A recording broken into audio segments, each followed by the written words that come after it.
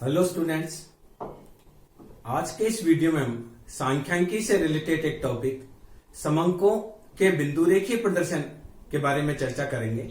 इस टॉपिक पर हमने पहले भी वीडियो अपलोड किए हैं, जिसमें हमने समंकों के बिंदु रेखीय प्रदर्शन का अर्थ, महत्व, परिभाषा, सीमाएं और काल श्रेणी समंकों को किस प्रकार से बिंदु रेखीय प्रदर्शन के द्वारा प्रदर्शित किया जाता है, इसके बारे में विस्तार से चर्चा की थी। इसी क्रम में आज के इस वीडियो में हम मेनली दो टॉपिक पर चर्चा करेंगे। पहला ये कि अगर दो मापदंड दिए हुए हों तो समंकों का बिंदु रेखीय प्रदर्शन किस प्रकार से किया जाएगा, और दूसरी चीज रेशो स्केल यानी अनुपातिक चित्र किस प्रकार से बनाए जाते हैं। कई बार डाटा गुणोत्तर श्रेणी में होते हैं, बहुत ज्यादा डाटा होते हैं, तो उन डाटा को लॉगरिथम्स में बदलकर किस प्रकार से डाटा को बिंदु रेखीय प्रदर्शन के माध्यम से शो किया जाता है, इसके बारे में जानकारी प्राप्त करेंगे। तो देखिए, इसके लिए मैंने पहला लिया है दो मापदंड उत्पादन ए वस्तु का 2015, 2016, 2017, 2018, 2019 से 21 तक प्रोडक्शन है, जो कि 1000 टन में लिया गया है। 150, 140, 125, 115, 135, 110 एंड 105। इसका वैल्यू जो है करोड़ रुपए में लिया गया है। 150,000 टन का 55 करोड़ वैल्यू है। इसके बाद में 50 करोड़, 35 करोड़, 30 करोड़, 37 करोड़, 25 करोड़, 20 करोड़। तो यहां देखिए, दोनों मापदंड को हम फॉल्स बेस लाइन से करेंगे। तो हमने क्या करना है, ये देखिए मैंने ये बनाया, ये मैंने फॉल्स बेस लाइन ली। दो मापदंड में एक मापदंड को इस साइड में रखेंगे, राइट हैंड साइड में रखेंगे, एक को लेफ्ट हैंड साइड में रखेंगे। तो मैंने यहाँ 2015 ये फॉल्स बेस लाइन है, इसको मैंने माना 2015, 2016, 2017, 2018, 2019, 2020 और ये आपका हो गया 2021। यहां देखिए 105 से लेकर 150 तक है। तो मैंने क्या करना है, इसको 105 ले लिया या 100 ले लिया मैंने पहले। 100, 105, 1010, 115, 120, 105, 1110, 115, 120, 125, 130, 135, 140, 145, 150, मैक्सिमम 150 है। तो हमने पूरा डाटा ले लिया। इसी प्रकार से इस साइड में हम मूल्य को लेंगे। तो प्राइस हमारी 20 से लेके 55 तक है। तो मैं स्टार्ट करता हूं 15, 20, 25, 30, 35, 40, 45, 50। देखिए, ये डाटा पूरा नहीं आ रहा है, तो ऐसी स्थिति में हम थोड़ा इसको छोटा भी कर सकते हैं या 0 से स्टार्ट कर सकते हैं। तो हमने करना है, देखिए 0, 5, 10, 15, 20, 25, 30, 35, 40, 45 और देखिए, अब देखिए पूरा बराबर हो गया 50 तक। अब हमने इसको मिला दिया। अब देखिए, इस साइड में हमने लेना है प्रोडक्शन 1000 टन। इस समय लेना है रुपए करोड़ में। अब देखिए, फर्स्ट प्लॉट करेंगे 150, 2015 में 150, उसके बाद 140, 16 में, 2000 में 140, इसके बाद में 125, 2017 में 125, इसके बाद 115, ये आपने 2018 में लेना है 115। इसके बाद प्रोडक्शन 135 बढ़ेगा, तो प्रोडक्शन हम लेंगे 135। इसके बाद प्रोडक्शन हुआ 1110, तो यह हम लेंगे 1110।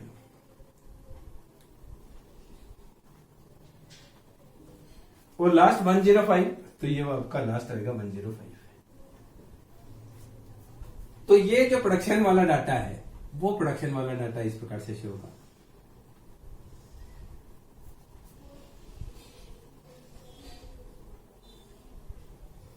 तो हम यहां बोलेंगे प्रोडक्शन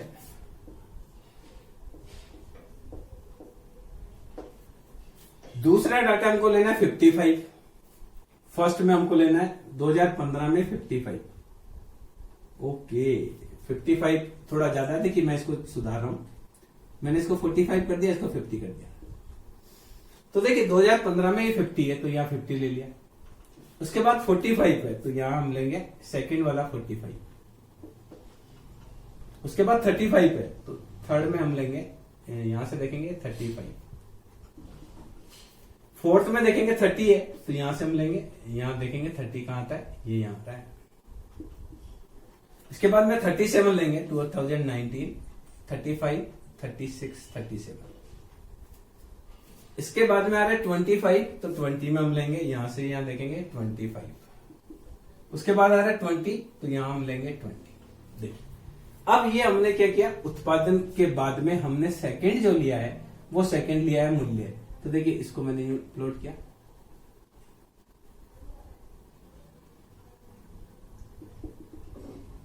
ये बता रहा है कि जब उत्पादन बढ़ रहा है तो मूल्य भी बढ़ रहा है, उत्पादन घट रहा है तो मूल्य भी घट रहा है।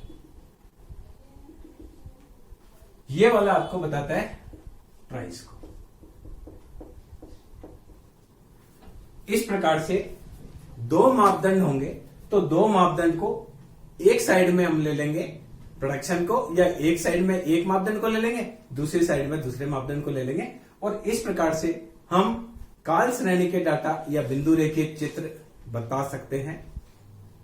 ये बहुत इंपॉर्टेंट इसलिए है कि एक ही ग्राफ में दो अलग अलग मापदंड शो किए जाते हैं जो कि चित्र में प्रदर्शन में संभव नहीं है, ये केवल बिंदु रेखीय प्रदर्शन में ही संभव है। इस कारण इसका बहुत अधिक महत्व है। नेक्स्ट हम देखते हैं कि आनुपातिक चित्र किस प्रकार से बनाए जाते हैं। समंकों को आनुपातिक चित्र के माध्यम से भी प्रदर्शित किया जाता है। सामान्य समंक जो है उनमें अगर समंक लगातार बढ़ता रह रहा है तो हम ये मानेंगे कि समंकों में वृद्धि हो रही है, पर संभव है कि वो वृद्धि घटते हुए क्रम में हो रही हो, तो ऐसी स्थिति में समंकों के आनुपातिक चित्र बनाने पर वास्तव में वृद्धि दर के बारे में पता किया जा सकता है। कई श्रेणियां इस प्रकार की होती है जो कि गुणोत्तर क्रम में बढ़ती है, जैसे 1, 2, 4, 8, 16, 32, 64, 128। इस प्रकार से श्रेणियां बहुत तेजी से बढ़ती है, तो उनको सामान्य ग्राफ पेपर पर अंकित करने में बहुत अधिक असुविधा का सामना करना पड़ता है और उससे कोई भी निष्कर्ष निकालना बड़ा दुष्कर होता है। ऐसी स्थिति से बचने के लिए समंकों के आनुपातिक चित्र का प्रयोग किया जाता है। तो मेनली आनुपातिक चित्र और काल श्रेणी के चित्रों में मेनली 4 अंतर होते हैं। पहली वृद्धि दर की बात करें तो सामान्य जो काल श्रेणियां हैं उनसे समंकों की वृद्धि दर पता नहीं की जा सकती है। 100 से 110 हुआ, 110 से 128 हुआ, 128 से 136 हुआ, तो हमको लग रहा है कि डाटा बढ़ रहा है, पर देखा तो पहले 10% डाटा बढ़ा है, उसके बाद 10% से और कम बढ़ा है, उसके बाद और कम पड़ा है। तो ऐसी स्थिति में ग्रोथ रेट का पता नहीं किया जा सकता, जबकि आनुपातिक चित्रों में लोग्रामेंस, सेमी लोग्रामेंस का प्रयोग किया जाता है, अर्ध गुणोत्तर माध्य का प्रयोग किया जाता है, या गुणोत्तर श्रेणियों का प्रयोग किया जाता है, लोग्रामेंस का प्रयोग किया जाता है। तो इस कारण से वहां पर ग्रोथ रेट ज्यादा बेटर तरीके से शो की जाती है। दूसरा, अगर आप परिवर्तन को देखें तो देखिए सामान्य रूप से मान लीजिए ए श्रेणी है, ए नगर की पॉपुलेशन है, पहले 1 लाख थी, 1 लाख से 2 लाख हो गई, 2 लाख से 3 लाख हो गई, 3 लाख से 4 लाख हो गई, और 4 लाख से 5 लाख हो गई। तो देखिए परिवर्तन की दर तो आप देखेंगे तो स्थिर है। अगर प्राकृतिक वृद्धि दर देखेंगे तो हर बार 1 लाख की पॉपुलेशन में वृद्धि हो रही है, पर अगर इसको ऐसी स्थिति में लग रहा है पॉपुलेशन स्थिर दर से बढ़ रही है, जबकि आनुपातिक वृद्धि दर देखें तो यहां से यहां 50% वृद्धि दर हुई है, यहां से यहां 33.3% वृद्धि हुई है, यहां से यहां तक आप देखेंगे तो 25% वृद्धि हुई है, यहां से यहां 20% वृद्धि हुई है। इस प्रकार से देखा जाए तो आनुपातिक वृद्धि कम हो रही है। तो एक समंक श्रेणी के सारी कैरेक्टरिस्टिक्स को पता करने के लिए केवल समंक श्रेणी का प्राकृतिक डाटा ही उपयोगी नहीं है, जब तक कि हम उसको आनुपातिक रूप में परिवर्तित करके यह नहीं देखें कि समंकों में ग्रोथ रेट आ रही है, या समंकों में वृद्धि दर है, या गिरती हुई दर है, या स्थिर दर से समंकों में परिवर्तन हो रहा है।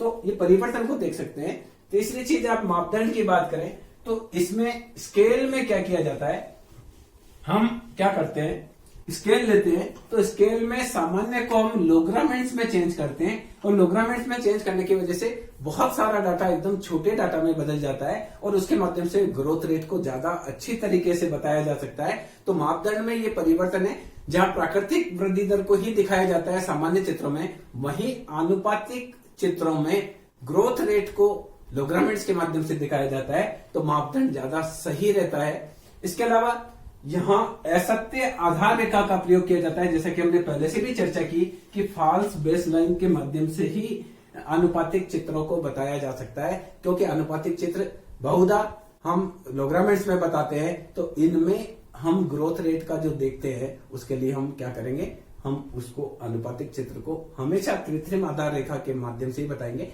किस प्रकार से अनुपातिक चित्र बनाए जाते हैं इसके बारे में चर्चा करने के लिए हमने देखा कि ए और बी दोनों की ग्रोथ रेट 10 है। ए का प्रोडक्शन 10 था और 10% ग्रोथ रेट से बढ़ता है, बी का प्रोडक्शन स्टार्टिंग 100 था और ये भी 10% ग्रोथ रेट से बढ़ता है। तो देखिए 100 10 से 11 हुआ, यानी 1 बढ़ा, फिर 1.21 बढ़ा, 1.21 बढ़ा, इसके बाद 13.31 हो गया, 14.46 हो गया। हर बार ये 10% की ग्रोथ रेट से बढ़ रहा है, स्थिर ग्रोथ रेट 10% है। इसी प्रकार से बी फैक्ट्री का स्टार्टिंग प्रोडक्शन है 100, उसके बाद ये भी 10% की दर से लगातार बढ़ रहा है। आप देखिए 11 का 110 हो गया, 121 हो गया, 131.1 हो गया, 146। इसको हर को 10 से मल्टीप्लाई कर दीजिए, क्योंकि यहाँ 10 को 10 से मल्टीप्लाई किया तो 100 आया, तो ये सारे डाटा को आप 10 से मल्टीप्लाई कर दीजिए, ये सही आएगा। अब आनुपातिक वृद्धि दर के लिए हमने क्या किया, हमने लोग्रामेंट्स निकाला, 10 का लोग निकाला, तो 10 का लोग निकाला, लोग 10 का मान 1 होता है, उसके बाद लोग 11 का मान देखेंगे तो 1.04 होता है, लोग 12.1 का मान आप देखेंगे तो ये 1.08 होता है, लोग 13.31 का देखेंगे तो 1.21 होता है, इसी प्रकार से 14.64 का देखेंगे 1.16, इसी प्रकार से 100 का लोग 2। अब यह देखिए हर में 1 बढ़ा है, 1 से 2, ये ग्रोथ रेट एक ही है क्योंकि हर का 10% बढ़ा है। तो इसमें हम देखिए दोनों प्रकार के चित्र बनाते हैं, आनुपातिक चित्र भी बनाते हैं और प्राकृतिक चित्र भी बनाते हैं, तो आपको समझ में आएगा कि आनुपातिक चित्र और इनमें क्या अंतर है। तो फर्स्ट हम बना रहे हैं प्राकृतिक चित्र और सेकंड इसी में हम लेंगे आनुपातिक चित्र, ताकि आपको दोनों में अंतर समझ में आ जाए। देखिए हमारे पास डाटा है 2015,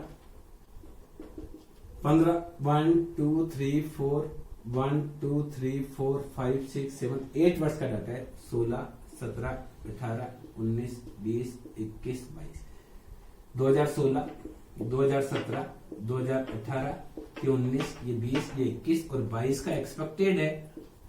इसी प्रकार से ये 2015 16 17 18 19 20 21 22, 2016 17 18 19 20 21 और 22। अब हमने क्या करना है, रियल ग्रोथ रेट देखेंगे तो हमने देखी यहां तक 20 40 60 80 100, ये ग्रोथ रेट 194 तक जा रही है, उस हिसाब से हम लेंगे 20 40 60 80 100। मैक्सिमम ये 194 तक जाएगी, तो इतना ही हम इसको लेना है। इसके अलावा इधर हम ले सकते हैं स्टार्टिंग, देखिए दोनों का कृत्रिम आधार रेखा लेंगे तो हमने कृत्रिम आधार रेखा बना दी ताकि आपको पता चले कि ये फॉल्स बेस लाइन है।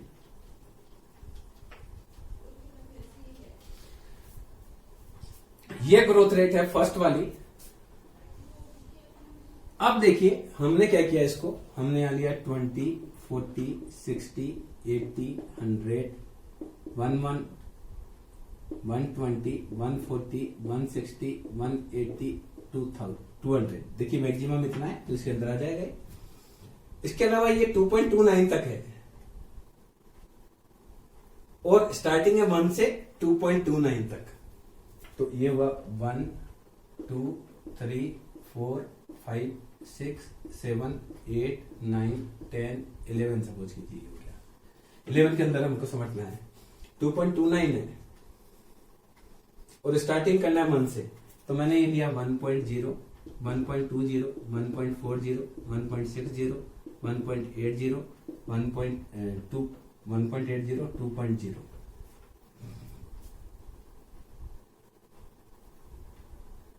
इसके बाद 2.29 तक लेना है तो हम थोड़ा और छोटा इसको मान सकते हैं। 1 2 3 4 5 6 7 8 9 10 11, अगर हम इसको 12 13 मान लेते हैं तो इसको 1.1 के हिसाब से भी मान सकते हैं, ताकि हमारा ग्राफ थोड़ा और ज्यादा अच्छा रखे। 1.1 1.2 1.3 1.4 1.5 1.6 1.7 1.8 1.9 2.0 2.1 2.2, और एक और ले लेते हैं 2.3। इसी प्रकार से एक और इसमें ले लेते हैं ताकि दोनों इक्वल हो जाए।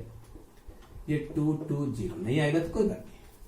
अब ये देखिए, ये प्राकृतिक वृद्धि दर है और ये आनुपातिक वृद्धि दर है, दोनों अलग अलग शो कर रहे हैं। ये लोग्रामेंट्स में है और ये नेचुरल ग्रोथ रेट है। तो देखिए, पहले मैं इसको प्लॉट करता हूं। सबसे पहले 10 2000 में, 10 के बाद हुआ ये 11 के बाद हुआ 12.1, 12 के बाद 13.31, 13 14.64, उसके बाद में 16.10, उसके बाद 17.71, और ये लास्ट में लगभग यहां आएगा। तो ये देखिए, ये फर्स्ट ग्रोथ रेट बहुत स्लो दिख रही है। यहां से आप 100 से स्टार्ट करेंगे, 100, फिर आपका आएगा 110, इसके बाद आएगा 121, इसके बाद 133.1, 140 21 33.1, 146.4, 161.0 161.0, 177.1 177.1, और 194.8। तो ये 194.8 ये लगभग क्या आएगा। ये आपका ओरिजिनल ग्रोथ रेट आ रहा है।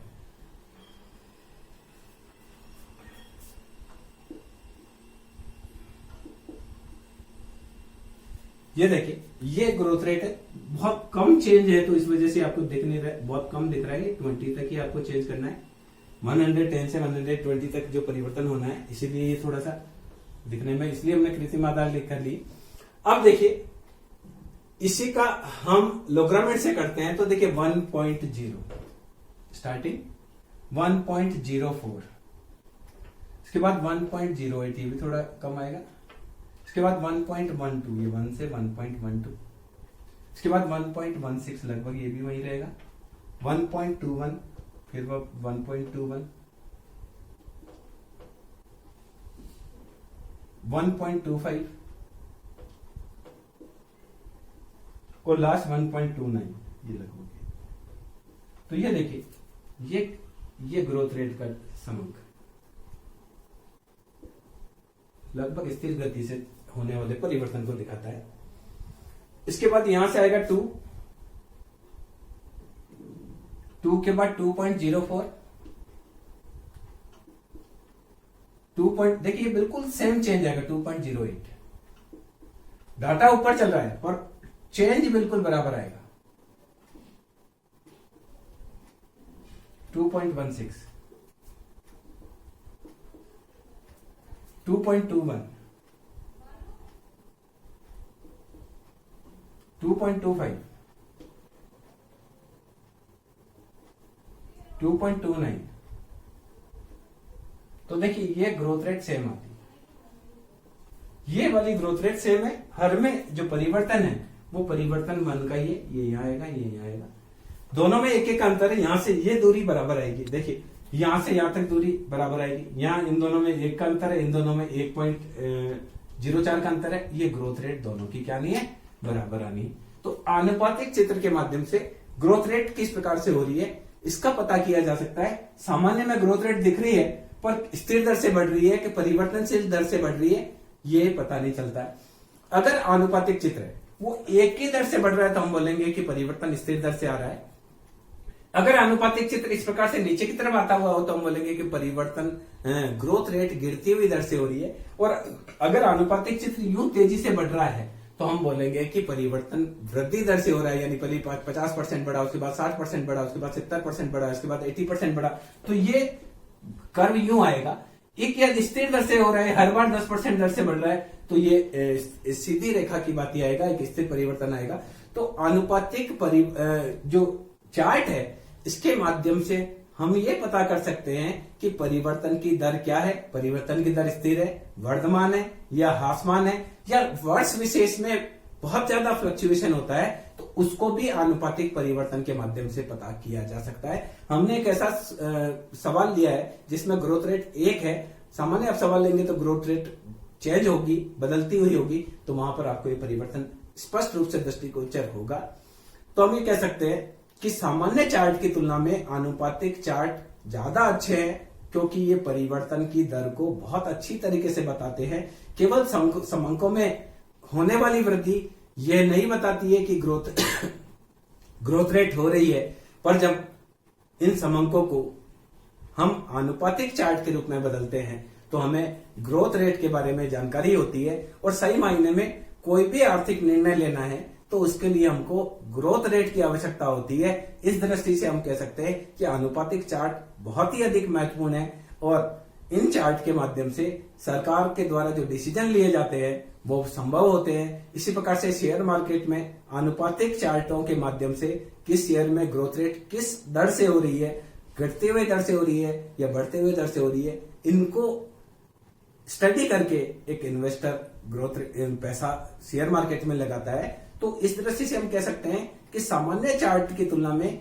आनुपातिक चार्ट बहुत ही अधिक इंपॉर्टेंट है। थोड़ी इसमें प्रॉब्लम है कि आनुपातिक चार्ट लोग्रामेंट्स के आधार पर बनाते हैं, तो थोड़ा सा ये टफ पड़ता है, क्योंकि सामान्य व्यक्तियों को लोग्रामेंट्स के सवाल करना नहीं आता है। पर अगर एक बार ये समझ में आ जाता है तो ये चार्ट सामान्य चार्टों की तुलना में बहुत अधिक इंपॉर्टेंट होते हैं। विशेष रूप से जो स्टूडेंट्स रिसर्च कर रहे हैं, रिसर्च करने वालों को आनुपातिक चार्ट का आवश्यक रूप से अध्ययन करना चाहिए, क्योंकि इसी से जो परिवर्तन है उसका सही मायने में पता लगता है। केवल समंकों में होने वाला परिवर्तन वृद्धि और कमी को नहीं दिखाता है, जब तक आप उसको आनुपातिक परिवर्तन को नहीं देखें। तो मेरा ये मानना है कि दृष्टि से ये बहुत इंपॉर्टेंट है, और आपको ये समझ में आया होगा कि किस प्रकार से आनुपातिक चार्ट बनाया जाता है और ये बहुत इंपॉर्टेंट क्यों है। अगले वीडियो में हम आवर्ती बिंदु चित्र किस प्रकार से बनाए जाते हैं उसके बारे में विस्तार से चर्चा करेंगे। Thank you.